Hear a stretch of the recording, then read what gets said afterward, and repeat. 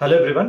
UPSC conduct చేసే central drug inspector in medical devices exam November 2న general aptitude test ఉంటుంది. ఈ టెస్ట్కి సంబంధించి సిలబస్లో ఒక 6 డిఫరెంట్ టాపిక్స్ ఇవ్వడం జరిగింది. అందులో one of the topic is reasoning ability and quantitative aptitude. ఈ టాపిక్లో కవర్ చేయాల్సిన ఇంపార్టెంట్ టాపిక్స్ ఏంటి అనేది ఈ వీడియోలో ఎక్స్ప్లెయిన్ చేస్తాను. Reasoning ability and quantitative aptitude అనేది చాలా వెరీ వైడ్ టాపిక్. దాంట్లో ప్రీవియస్ యూపీఎస్సీ ఎగ్జామినేషన్లో రిపీటెడ్గా అడుగుతున్న టాపిక్స్ని నేను సెలెక్ట్ చేసి ఎక్స్ప్లెయిన్ చేస్తాను. అందులో one of the major one is analogies. Analogies అంటే రీజనింగ్లో వస్తుంది. అంటే ఒక 2 వర్డ్స్ ఇస్తారు, వాటి మధ్యలో ఒక రిలేషన్ ఉంటుంది.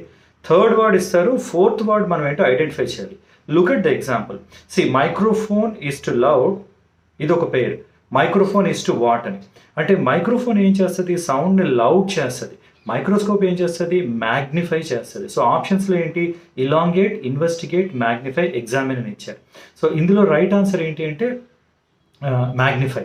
సో ఇలాంటి క్వశ్చన్స్నే అనాలజీస్ అంటారు. ఇలాంటి టైప్ ఆఫ్ క్వశ్చన్స్ మీరు కొంచెం ప్రాక్టీస్ చేస్తే డెఫినెట్గా మంచి స్కోర్ వస్తుంది. Second topic is look at this coding and decoding. Coding decoding చాలా ఈజీ వన్. యూజువల్గా in a certain test Apple is coded as 1919 అలా ఇస్తారు. అంటే యాపిల్లో ఆల్ఫాబెట్ ఏ ఇస్ 1 అని అనమాట.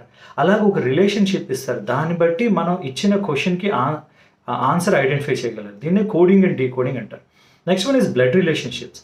బ్లడ్ రిలేషన్షిప్స్ ఫస్ట్ మనకి లాజిక్ అర్థం కావాలి. లాజిక్ అర్థమైతే వాళ్ళు ఇచ్చిన క్వశ్చన్ ఈజీగా ఆన్సర్ చేయగలుగుతాం. అంటే దానికి కొన్ని టెక్నిక్స్ ఫాలో అవ్వాలి. ఒకే జనరేషన్ ఉన్న వాళ్ళు అంటే ఫస్ట్ మనకి ఇచ్చిన డేటాని అనలైజ్ చేసి పెన్ పేపర్ యూజ్ చేసి రాసుకొని దాన్ని బట్టి రిలేషన్ డెడ్యూస్ చేయాలి. ఈజీ క్వశ్చన్సే మీకు లాజిక్ అర్థమైతే డెఫినెట్గా కరెక్ట్ ఆన్సర్ చేయగలుగుతారు. Next topic is basic arithmetic.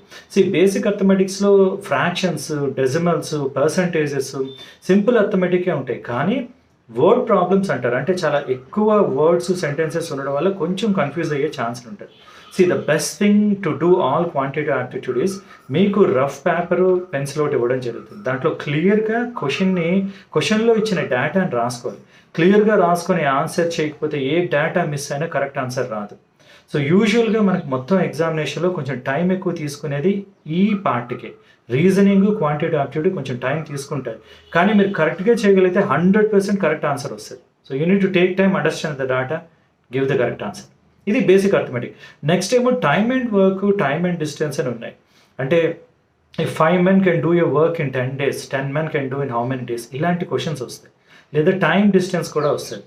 వీటికి సింపుల్గా ఆర్టీడీ, ఆర్టీడబ్ల్యూ అని ఫార్ములాస్ ఉన్నాయి. అంటే rate into time gives distance or rate into time gives work. Simple formulas ఇవి యూజ్ చేసి ఎలాంటి కాంప్లికేటెడ్ క్వశ్చన్స్ అని ఈజీగా ఆన్సర్ చేయొచ్చు. ఇవి time and work, time and distance సంబంధించింది. Last one is data interpretation.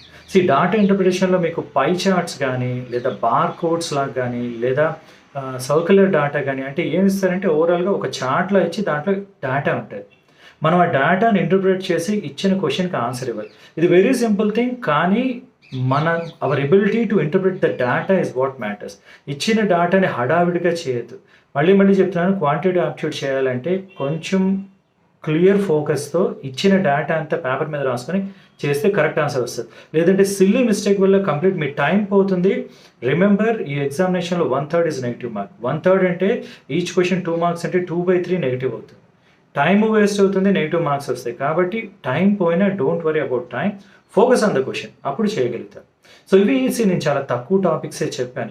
ఇంకా చాలా ఉన్నాయి. అంటే బ్లడ్ రిలేషన్స్తో పాటు డైరెక్షన్స్ అనే క్వశ్చన్ కూడా ఉంది. అంటే someone is travelling 100 meters in north, again he turn to left, travelled 50 meters, ఇలాంటి క్వశ్చన్స్ కూడా వస్తాయి. అవి కూడా ఇంక్లూడ్ చేసుకోండి. సింపుల్ ఇంట్రెస్ట్, కాంపౌండ్ ఇంట్రెస్ట్ కూడా వచ్చే ఛాన్సెస్ ఉంటాయి. ఇవి major topics in reasoning ability and quantitative aptitude. ఈ 1 week కొంచెం ఫోకస్డ్గా అన్నీ చూసుకోగలిగితే ఈజీగా స్కోర్ చేయగలిగే సెక్షన్ ఇది. I hope this is useful. All the best.